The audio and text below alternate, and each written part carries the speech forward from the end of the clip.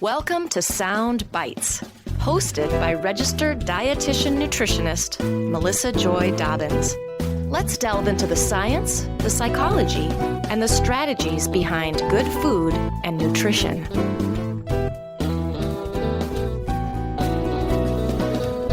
Hello, and thanks for tuning into the podcast.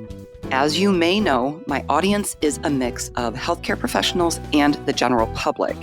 And while I delve into the science quite a bit on the show, I do try to make it digestible and meaningful for all listeners, regardless of their background. But if you're a dietitian or a diet technician, I want to make sure that you know about all of the continuing education opportunities through my podcast. I have about 3 years worth of free CEU activities that you can access through my website. And I also recently created a 15 CEU package for 1 whole year's worth of credits, including the required ethics credit that you can purchase. There's only 1 quiz to take, and you get 1 certificate for the 15 credits. I've provided over 30,000 free CEUs through my podcast, and I'm getting great reviews about the new 15 CEU course as well. So head on over to soundbitesrd.com/free CEUs to learn more. And if you're not a dietitian, now you know more about the continuing education requirements that dietitians have. Hey, I wanted to let you know that I decided to split this episode into 2 parts because it ended up being super long, and there was a good point about 2/3 of the way through that it seemed to make sense to end and start a new episode. So I hope you enjoy both parts of this episode. Hello, and welcome to the Soundbites podcast. Today's episode is about science communication and some consumer insights about snacking, sodium, and sweeteners. This episode is not sponsored. My guest today is Milton Stokes. Milton is the Senior Director of Food and Nutrition at the International Food Information Council, where he focuses on science communication and consumer perceptions of health and nutrition. He has been at the intersection of food, agriculture, and nutrition for the last 10 years, working on some of the most urgent issues facing people and the planet, issues like food and nutrition security, as well as sustainability. Milton has a master's degree in public health from Hunter College, City University of New York, and his clinical nutrition training was conducted at Yale New Haven Hospital, affiliated with Yale University School of Medicine. His doctoral degree from the University of Connecticut is in communication and marketing with a specialization in health communication. Welcome to the show, Milton. Hey, thank you so much. I'm so glad to be here. I love your show. And I have to say, before we get into the meat of everything, just congratulations to you for a very successful, a highly sought after program that you produce time and time again. I think I read you have like over 1 million downloads or something. You are honestly the most successful podcaster that I personally know. So I was bragging to my kids today and they're like, well, don't mess up, Dad. I'm like, okay, I won't. But I just wanted to say congrats. Oh, thank you so much. I really appreciate that. And you were on the podcast back in 2016. That's a while ago, yep. I mean, I launched this in 2015. So you've, kind of been along for the ride. So thank you. You're saying I helped launch you? I'm part of the original success? The original success first year. Yeah, absolutely. Well, we have been friends for a long time, and you have had such an amazing career, and I'm just so excited that you are at IFIC. I would like you to share more about your background and the work you do, both at IFIC and prior to IFIC. If people haven't heard the 2016 episode, or if they aren't familiar with you, I would just love for you to share more. Sure. I'm happy to talk a little bit about myself and also talk about the organization. And I often think about the question of like, who am I and what am I doing here? I go to my purpose. How'd I get here? A lot of luck and a lot of people who supported me. But also I think about my purpose, and it tends to come back to advancing health and nutrition. And often it's through communication. So if I consider where I've been over the course of my career, it's focused on advancing health and nutrition. And then how am I doing that? What are my tactics? It tends to be through communication vehicles. And I've enjoyed a lot of different positions along the way. So right now, as you've told you listeners, I'm with the International Food Information Council, or IFIC, and we're a nonprofit 501c3 consumer research and science communication organization. So we measure consumer perceptions. We measure knowledge, attitudes, and beliefs. What do consumers think about food, nutrition, health? And then from that, we analyze those results, we gather data and insights, and then we produce content or science communication, mainly for health professionals, registered dietitians in particular, content that helps them communicate with and educate the public, the consumer, their clients, their patients, everyone else in the world that they serve. We are a membership organization, and our members come from the food, agriculture, and beverage industries, but we don't represent any one product, any service. We don't lobby. What we do is we're the science communication people. I said that earlier. That's our mission. And our vision is one where science is informing food decisions. Our board, how we're governed, is mostly academics from colleges and universities. So some of them that you know, and I think have been guests on your show. We also have representatives from our membership, and we have representatives from federal agencies, U.S. Department of Agriculture, EPA, and FDA. So we've got kind of that three-part structure to our governance. So that's a little bit about IFIC. And I know we're going to dig in more into the research and some of the tools and resources that we offer and a little bit later. As far as myself goes in my background, I told you about my purpose. I'm a dietitian. Maybe I'll go back toward the beginning and try to do this chronologically without drowning the listeners in too many details about my career. I grew up in Kentucky and owned a restaurant with my mom in Southwest Kentucky. So think traditional Southern food, fried everything, high salt, high sugar, high fat. Really, really good.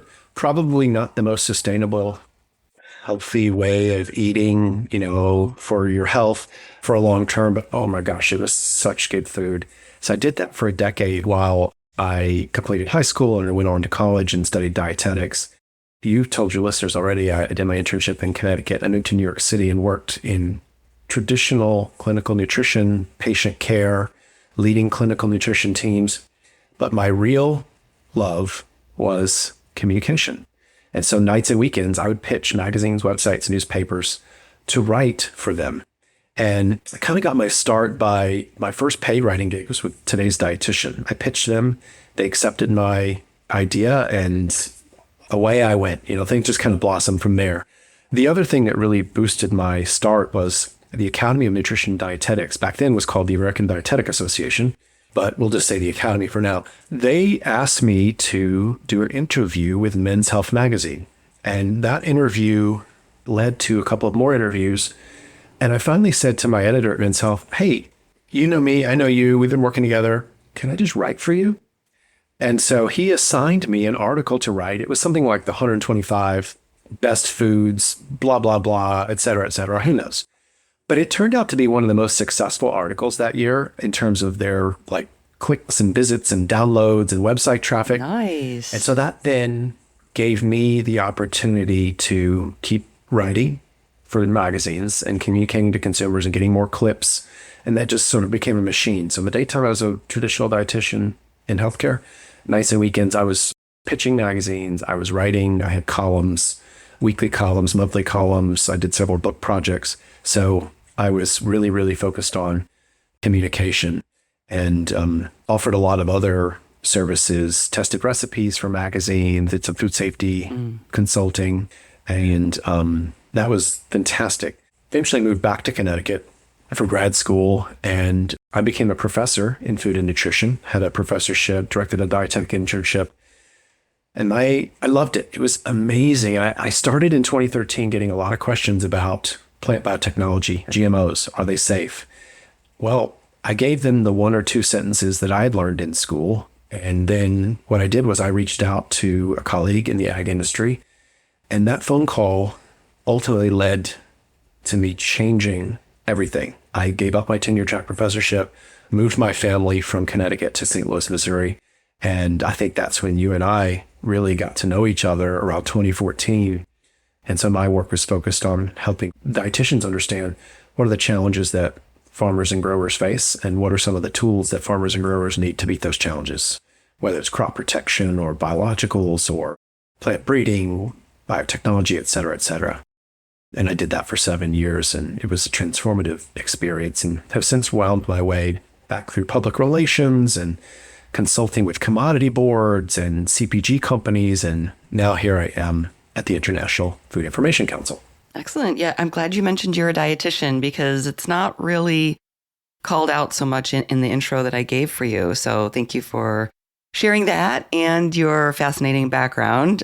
It's like, wow, that's a lot. You've done a lot. Oh my gosh. So let's talk about the new science communication guide that IFIC recently released. This is a wonderful resource. As you know, I've been promoting it ever since I found out about it. And it's in my Silent Science Toolkit, which I'll circle back, and towards the end, all the links and stuff that we talk about will be in my show notes at soundbitesrd.com, including my Sound Science Toolkit. But tell everybody what this guide is, how it came to be, kind of what it entails, and then there's a few specific things that I'd like to address in some of the different sections. Sure. Well, I'd like to start by saying I tell people about your Sound Science Toolkit all the time. Thank you. And number two, I quote you in almost every time I give a presentation, and I believe I've told you this before, but I've heard you say that the headline is not the bottom line. A headline is not the bottom line. So that's, think of a newspaper headline or social media headline or whatever. Often we as in the public and consumers will take that kind of quick couple sentences or one sentence or one phrase, and we'll assume that that's conclusive or that's the action item. And it's not the bottom line. And I love that you say that. Thank you. And so I've stolen that, and I do try to give you credit wherever I can remember to do so. Not necessary, but thank you. Yeah, of course. So I think of IFIC as a science communication people, and it's in our mission. It's what we do. It's who we are. Earlier this year on National Science Appreciation Day, so this was intentional back in March, we published IFIC Science Communication Guide. And it's a really comprehensive resource that helps communicators in food and nutrition, helps them understand what are the different approaches to answering research questions, or how do researchers, what do they do to test hypotheses? What kind of conclusions can be drawn from those different approaches or those different methodologies? And then how can you communicate those findings, put them into a broader context so that the public feels like there's something useful, something that's informative and actionable? And the way I often think about the guide kind of in a shortened view is it tells us how knowledge happens and how to communicate about it. So it is really a comprehensive resource, and we were so thrilled to see the reception was super positive. Like within a minute of it going out, the press release going out, someone texted me and said she thought that this guide should be on the desk of every dietitian. Yes, everywhere. Absolutely. And I'm like, oh my gosh, that's the kind of thing we were hoping to hear. Yes. And so I keep telling that story because I feel so proud of the work that the IFIC team did to bring it to life. The guide is peer-reviewed. We had it reviewed by two scholars, one who is Dr. Andrew Brown. I think you know him, Melissa. Mm-hmm. He's probably been on your show. He has, the poor man. He has, but the audio was bad, and we have not gotten around to redoing it. But I did reconnect with him at an adolescent health conference earlier this year. Apologized profusely, like, you got to come on the show. Yeah, well, he's amazing. He shows up at a lot of nutrition science conferences, and Andrew's a methodologist, research methodologist, and also really just a master at communication. And so he was one of our peer reviewers, and the other, Timothy Selnow, who is now at Clemson University, and Tim is a communication scholar. He focuses on risk communication. And so those two folks helped us ensure that we produced something that was good quality and top notch, and as I've said a few times now, super comprehensive. We also know that it's just the nature of how people like to consume information today.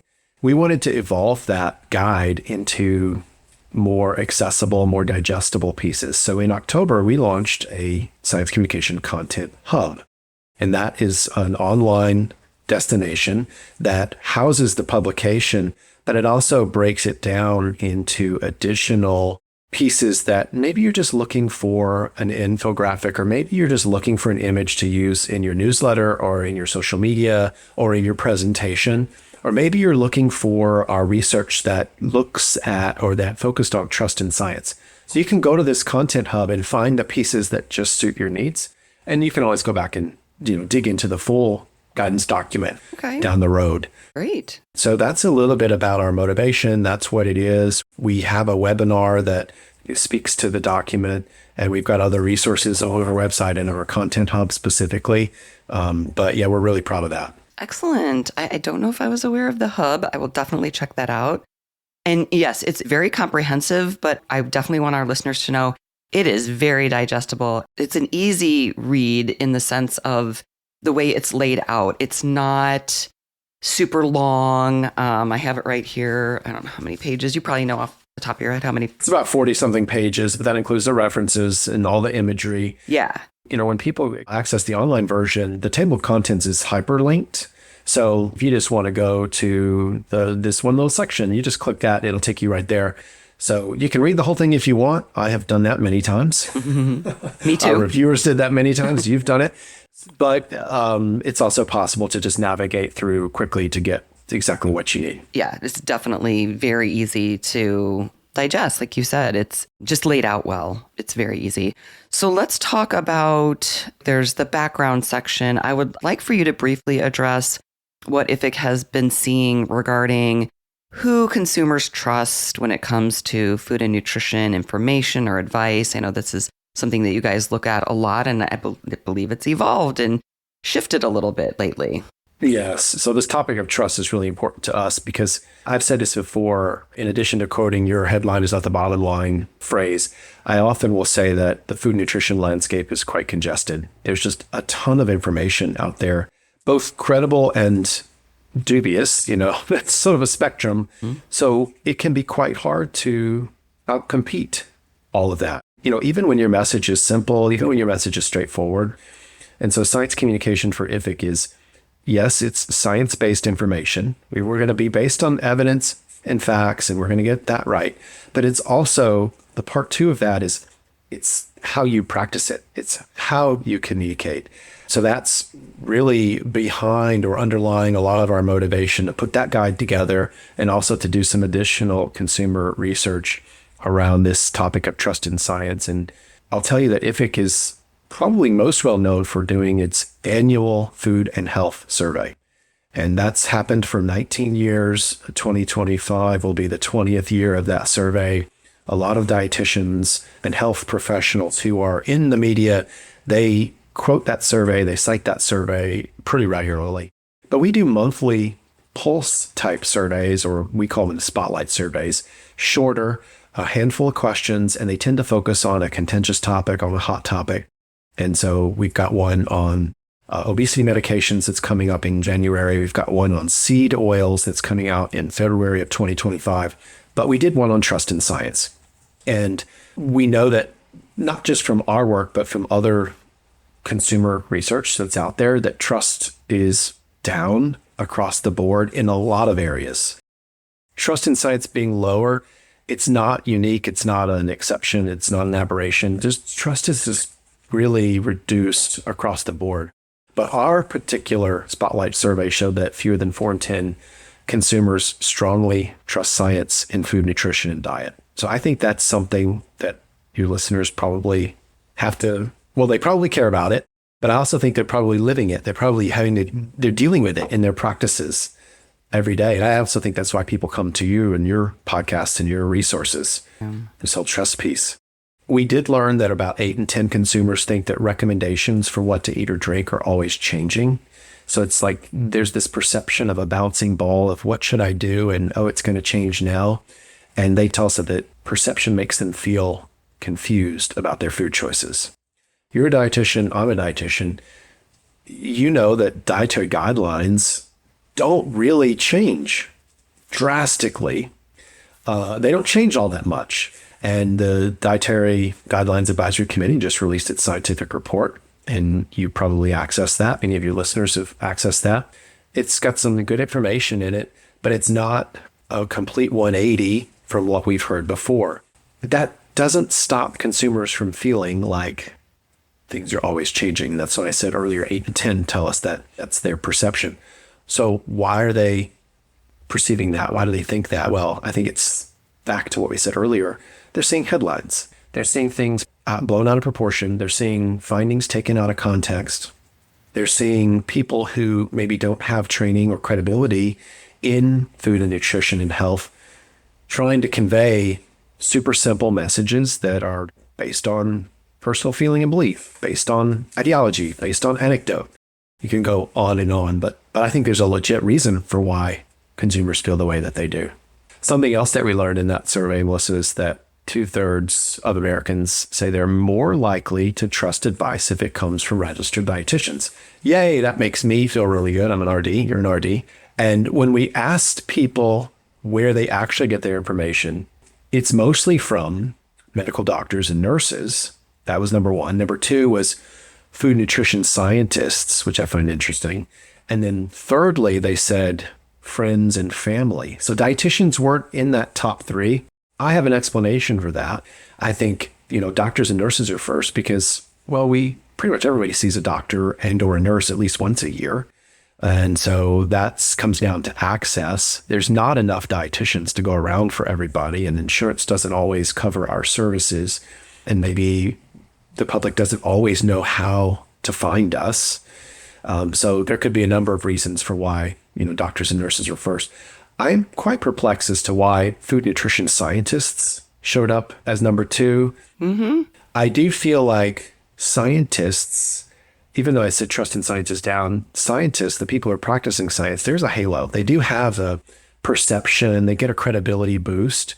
And so maybe our, respondents said scientists because they thought, well, these are going to be trained folks, they're credible, and maybe they're reading quotes from scientists in, the newspaper and whatever type of media they're consuming.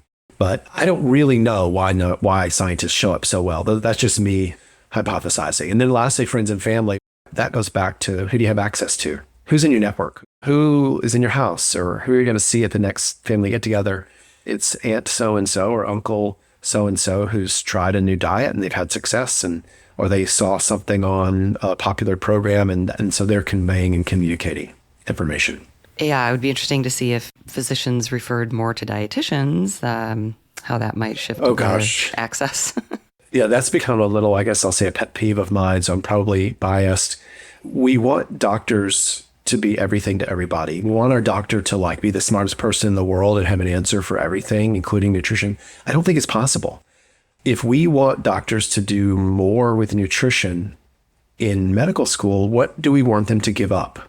I do not want my doctor to know anything less about medication. I want them to be the smartest person when it comes to drugs. And if it's nutrition, I want them to know to refer me or the public to a registered dietitian. So I think we've got some work to be done there. And there are groups that are looking at this, the Academy of Nutrition Dietetics and the American Society for Nutrition, for example. They are focused on how, specifically ASN, the American Society for Nutrition, is focused on physicians and nutrition education. And so maybe we'll see some progress there, but we just have to be realistic in what we want from them. Yeah. And I'd like to see that needle moved a little bit more in the span of my career. And I feel like the most important thing physicians need to learn about nutrition is that they can refer to a dietitian. Yes. Hear, hear. Hear, hear. All right. So, okay, moving on. The guide mentions misinformation, disinformation, and malinformation.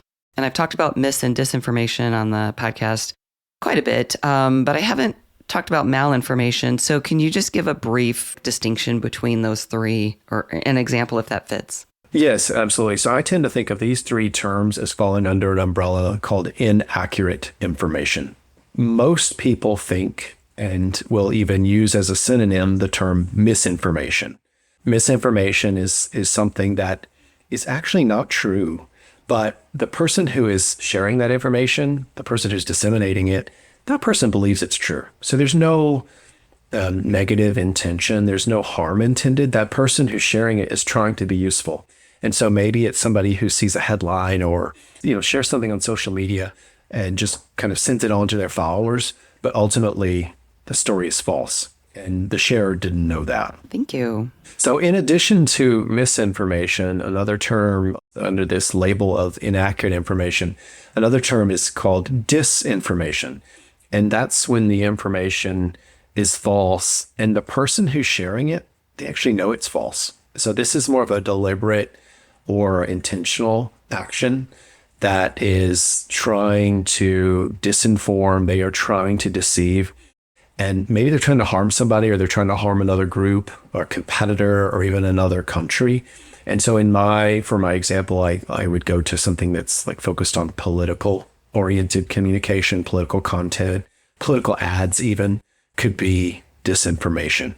So we've got misinformation, we've got disinformation, and then that third term is malinformation. That is a term, it's also bad or harmful, but the information is actually based in reality, and it's true. And it's something that is private information that should not be released publicly. The information, it's real, but it's being put out there to harm somebody, maybe to ruin their reputation or to undermine their credibility or embarrass them or shame them. And so it's like publishing to get revenge, if you're familiar with that concept. Okay. There's a really good paper that your listeners may want to check out, and it's by Connie Dickman, Cami Ryan, and Tracy Oliver. Yes. You're familiar with the paper, I'm sure. It's called Misinformation and Disinformation in Food Science and Nutrition. And it's in the Journal of Nutrition, which is open access, and that was published in January of 2023. Yes, I actually did an episode with Cami and Connie, so I will make sure to link to that in the show notes at soundbitesrd.com. But yeah, Perfect. it was such an important paper and an important topic that, yeah, I had to have it on the podcast for sure. Great. Yeah, and that paper is a very easy read. Oh, yes. It's very digestible, and every dietitian needs to read it. Highly recommended. Yeah. I want to touch on the types of research studies because there's a section about that. And I mean, I share some of maybe like the lower hanging fruit type of concepts on my podcast about different types of research studies and just, kind of emphasizing which ones, like the hierarchy of evidence, I guess. So maybe you could kind of give a brief overview of that. And there is an image in the communications guide. And so I'll make sure to detail that out in the show notes as well, so people can just go and look at that because, we don't have a visual on the podcast now. But yeah, whatever you wanted to say about that section with the different types of research studies, and then also what our listeners need to know about either communicating nutrition related to those different types of studies or consuming the information if you're a consumer. Yeah, thanks, Melissa. My answer goes back to our motivation for doing the paper, that for creating that science communication guidance document. And it includes the understanding that, science is not a final destination. Science is a process, and it's something that's ongoing. And this is the point we tried to make in the paper. But for me, that means knowledge is impermanent. We know what we know now, but we could know something different. We could know something that completely changes our mind in the future. But what we know now is not the only thing that there is to know. And so because science isn't a final destination, that is partly why I think earlier I said consumers feel confused, like it's sort of a bouncing ball. We do change recommendations. We do evolve over time. And that's just part of what is this larger process. Yes, the public wants definitive answers. Just tell me what to do. Tell me what to eat. Mm-hmm. I'm busy. I've got kids, or I've got pets, or I've got responsibilities and a job, and I got to get dinner on the table. What is going to help me do that in the least amount of time and fuss? And sometimes we've got really succinct answers, and sometimes we don't. And so that's just something that we have to deal with as communicators. I just wanted to make sure I made that point, Melissa, because we do go into that in detail in the paper. But you had asked about the types of studies. I mentioned this just a little bit earlier. We do focus on observational methods as well as experimental methods, trying to help readers kind of understand or get a little bit of refresher into what are the different approaches that scientists and researchers will take to try and get them closer to the truth, whatever that looks like for that point in time. But in terms of observational methods, that's more about following a group just to see what's going to happen or what happens. What does the group have in common? What travels with what? And I think generally this is where we would see larger sample sizes and situations where it might not be practical or even ethical to say, hey, study participants, you all need to live in a hospital for 6 months, or you all need to eat soybeans for 6 months. So sometimes we can't do that because of practical reasons or ethical reasons or just other resource reasons. And so that's what makes observational research, I think, so important. Experimental research, that's when the researcher is bringing some change or manipulating a variable to try and measure the effect on another variable. And here is where you could expect more control. Maybe those research subjects or participants are living in a research unit, or maybe they are living in a hospital. Not always, but researchers they're going after cause and effect relationships, and the participants are randomized to see, okay, somebody's going to get the treatment or the intervention, and somebody's just going to be held constant or be more in this control group. And that's how, researchers can test hypotheses and get closer to saying, well, something causes something else. So we do talk about observational methods and experimental methods in the paper, and we point out the hierarchy of scientific evidence, which, by the way, was quite a contentious topic in October when we were doing some public communication to various audiences, dietitians, but just the general consumer. And so if you're interested in the hierarchy, we do depict an example of one in the paper, but really the gist of it is talking about what kind of evidence is the ultimate end-all be-all evidence. And the very bottom of this hierarchy or this triangle or pyramid is more of anecdote and opinion. So evidence that isn't that strong or evidence that is not going to allow you to generalize. And then it goes all the way up to meta-analyses, which is just studies of other studies at the peak of the triangle or the pyramid. Yeah, and I think it's been helpful for me. Actually, that triangle was one of the first things that I put in my Sound Science Toolkit, not the version that's in here, but one that I had seen, which I believe was an IFIC publication way back in the day. It was things like that I wanted to put in my Sound Science Toolkit as just a quick reference point for people to go and refresh themselves on some of these concepts. Critical thinking, which we're going to talk about in a second, but I think just understanding the different kinds of research, the nature of these different types and the nuances lends itself to how do you communicate about them. So could you speak to that briefly? Yeah, so in terms of communication, what we want our audiences to think about is what's going to be the most credible, actionable message for the public or for the consumer or for the stakeholders that you're serving as a communicator. And Melissa, I've mentioned this already a couple times. You've said before that the headline's not the bottom line. So let's start there for sure. We need to dig a little deeper. We need to go back to, if possible and feasible, go back to the original source and ensure that what we are thinking is in fact correct and a message that does apply. It is something that generalizes to the particular audience that we're talking to or communicating with or working with.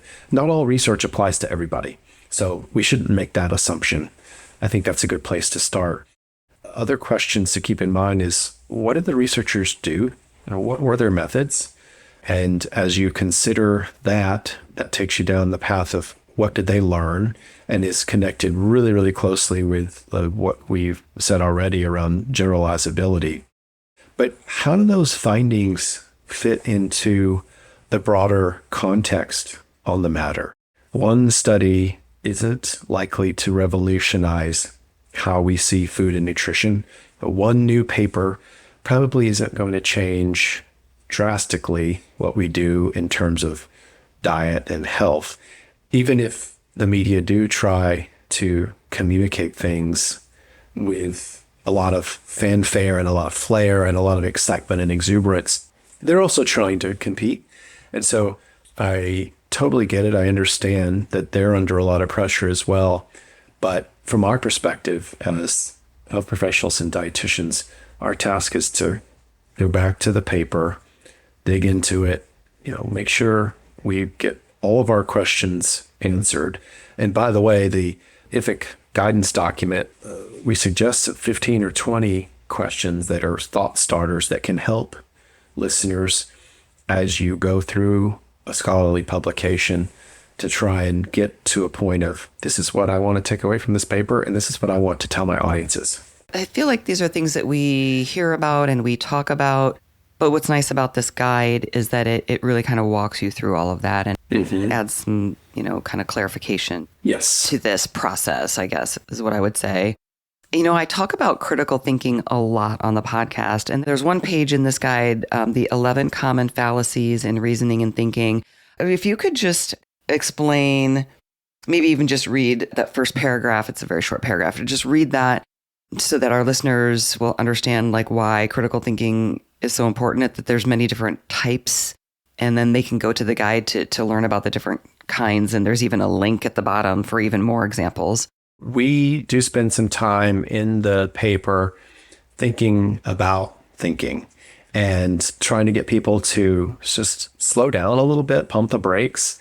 And this is one way to combat, I think, some of the, I mentioned earlier, just the fanfare and the exuberance that's around communication and claims related to food, nutrition, and health. But we leaned heavily into resources by Melanie Tresick-King. She has a website called Thinking is Power, and I highly recommend her resources. We do reference her in the paper and in this image that you've mentioned on page 15 of the guidance document. Melissa, I saw her at least once speak on a webinar for dietitians. She herself is an educator. So she just does a lot of work in this space and gives us some examples like, what's ad hominem, what are anecdotes, what are the appeal to authority or appeal to irrelevant authorities, and appeal to tradition. So she walks through many of those and helps kind of make sense of, okay, wait a minute, I should pause here. Let me ask a few more questions. Let me ask, so what does this mean? And I think it's so important for us. For sure. You've worked with Jason Reese. Jason Reese has been on the podcast. Oh, yes. In my mind, he's like the critical thinking guru. And I've just learned so much from him. And it's that sort of, I guess, topic or concept that the more I learn, the more interested I get because it's so fascinating. Mm-hmm. So I'll link to all my critical thinking related episodes in the show notes as well. There's also quite a chunk in here on critically reviewing scientific studies. And I took a really deep dive into this on a recent episode with Karen Collins. But I did want to ask you if there's anything in that section that you really think is important to share. And I would love for you to talk briefly about communicating risk. Absolute risk versus relative risk, or hazard versus risk. These are things that I love to talk about on the show too, because I think they're very illuminating. Yeah, no, great. I think I may have scooped myself a little bit by talking about the questions that we list in the paper, but in the guide, after each section, we close out each section by offering 3 to 5 or more questions that users or readers can consider as they review a published paper. And so some of those questions I've mentioned already, but they could include, okay, what's the purpose of the study? What's the scope of the study? Does the study have any limitations? And specifically, has the researcher or have the researchers, have they laid those out in the paper? Have they addressed them? Have they identified them and addressed them? What do you know about the sample and sampling method? So that should be really, really clear from reading the paper. And a lot of this sort of ladders up to an overarching idea of, have they been clear enough in this publication so that another team could replicate this study if they wanted to? So those are some of the types of questions that we encourage readers to consider, along with some of the others that I mentioned earlier in our discussion, Melissa. And then there's also the topic of funding. That gets quite a lot of excitement, generates a lot of excitement. It generates a lot of discussion and debate. It also generates quite a bit of ad hominem attacks. Just last week, someone messaged me on LinkedIn, and I felt like it was attacking me personally and my integrity. So I had to ask them, what are you really going for here? What are you trying to get to? So people just feel so passionate about research funding. And, money has to come from somewhere to fund the scientists' salaries and to pay for the interventions. And just on and on and on. So yes, ask the question of how it's funded, but don't let that be your stopping point. You want to know, what were the methods? Are they the right methods to answer the question or test the hypotheses? And how is the work performed? And can another research team replicate that work? In my mind, I think those are more important questions. Right. So that was a bit about what we have in terms of tools to help you evaluate the study. Now, you also asked Melissa about communicating risk. And I said earlier that one of our reviewers for this publication is Tim Salnow, who is now at Clemson University. Tim is a risk communication specialist. He's published and performed quite a bit of work in this area. And we will continue to partner with him as we produce other resources. But we define some of these terms in the paper, like absolute risk, the actual risk of something happening or a particular outcome coming to bear, versus relative risk. And that tends to be the term that puts it more in what I would say a comparative perspective, kind of giving the reader a comparator. So comparing the risk for outcome for somebody who might be exposed to a factor that's under question or consideration, and then comparing that to those not exposed.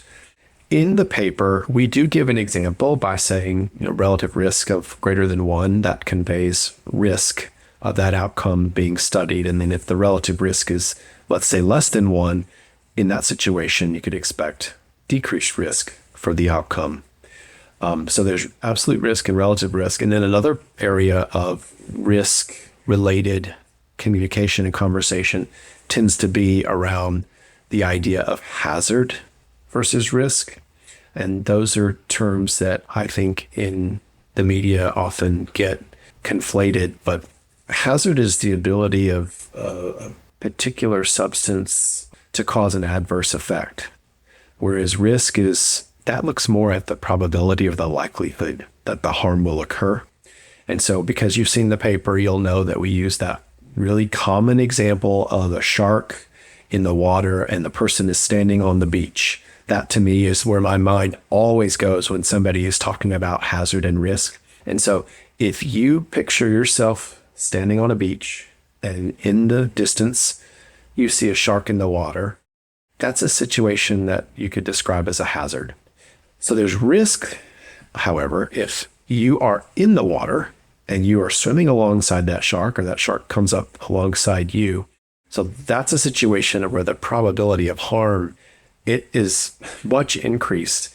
And many people would say it's pretty high. So you're in danger if you're swimming with a shark, literally. So that's how people boil down hazard and risk. And we've got that explanation in the paper as well. Thank you. And there's more in the guide, of course, if people, that was just sort of a little teaser and they want to learn a little bit more. I think it's really interesting, especially when we're talking about things like cancer risk and things like that. So towards the end of the guide, it talks about communicating more effectively and communicating with context. So I would love for you to explain what that means and why it's so important.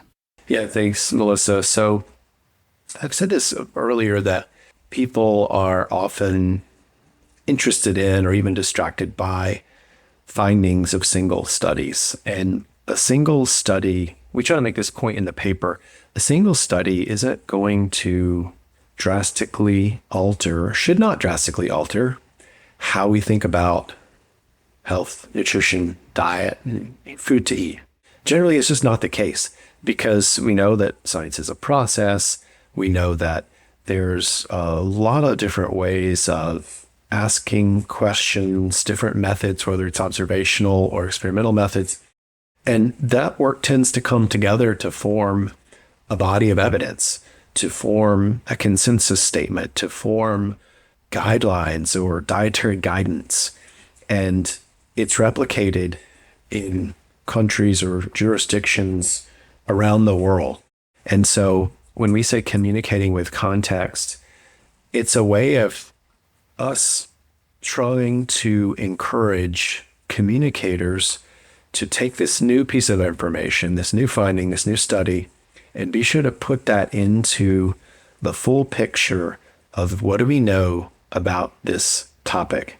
If we can do that, we can ensure, I think it gets us closer to stability in how we are coming across to consumers, because I told you earlier, most think that nutrition advice and diet advice, it's always changing, and they think we can't make our minds up, and they think that we are always undermining ourselves or reversing ourselves. 1 minute coffee's good, the next minute it's bad, or for a while it was eggs, or butter. You pick a food, it's whatever it is, white foods like bread and rice, it's good, it's bad, it's good, it's bad.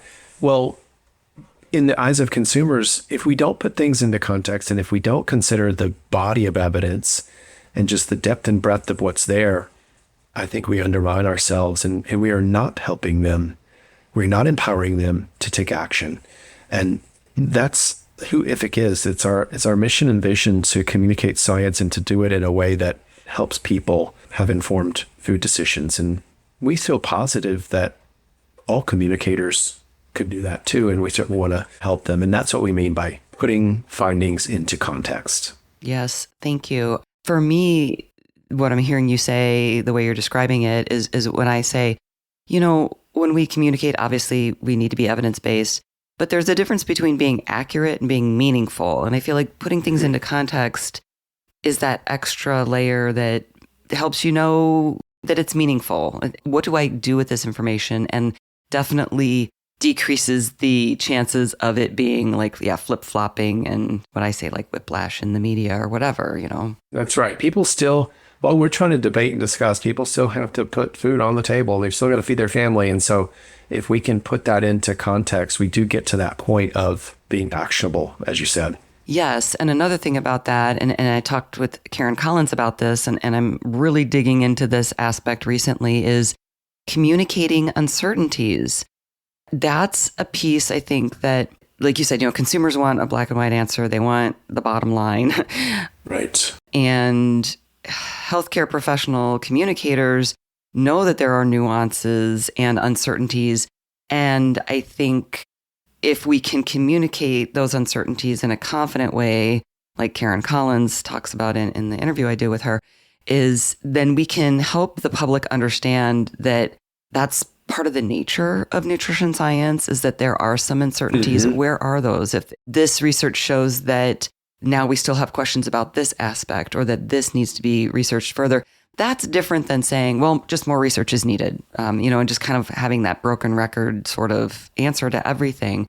And so I'm really kind of geeking out on that aspect recently, is it's like being more confident about communicating the uncertainties and helping the public understand that to become comfortable with that. That's right. And we can tell them what we know, and we also may need to tell them what we don't know. And what's the plan to get there? So people want to know definitives. Mm-hmm. Everyone wants to know, what's the final? And sometimes it is evolving, but what I can say is it's probably never revolutionized. It's not like just one study is not going to blow things out of the water and totally cause us to do a 180. And if we can put our message into that broader context, I do feel like it helps with our credibility, and it helps the public. It helps our various audiences feel like they can trust us, but it also feels like, okay, they know what to do. They're going to take some action now. Please tune in to the second part of this episode to hear about the snacking, sodium, and sweetener surveys, as well as more info on where to access the science guide and other IFIC resources, all of which are also in my show notes at soundbitesrd.com. For more information, visit soundbitesrd.com. This podcast does not provide medical advice. It is for informational purposes only. Please see a registered dietitian for individualized advice. Music by Dave Burke, produced by Jag and Detroit Podcasts. Copyright Sound Bites Inc., all rights reserved.